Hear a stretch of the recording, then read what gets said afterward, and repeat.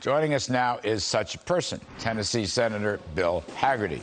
All right, Senator Hagerty, you were the guy standing athwart history saying stop. You didn't want to vote for unanimous consent. You wanted to slow this machine down.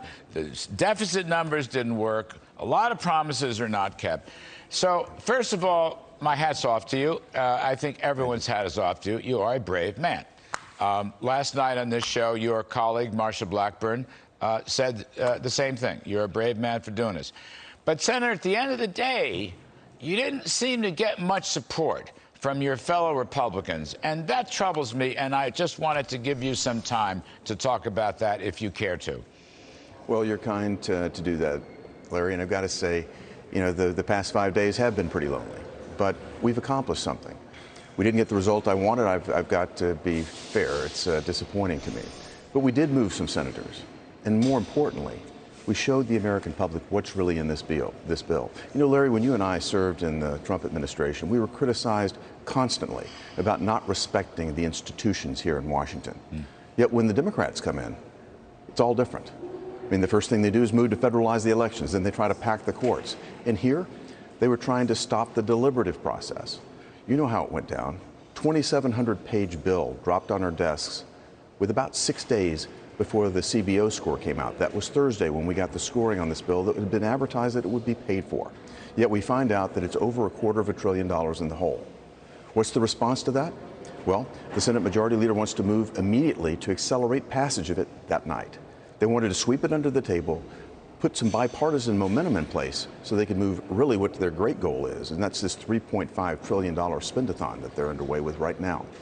What I did was say no. We're going to deliberate this. If the Senate is the greatest deliberative body, we're going to take a hard look at this, and I would not agree to accelerate it. And I've heard from people in Tennessee and all around the nation how much they appreciate the fact that we let them see what's in this bill. Well, I would expect so. Look, one of the troubling, I'm not here to criticize, you know, this rhino stuff. Look, a lot of the people that put this deal together are friends of mine. I think they meant well.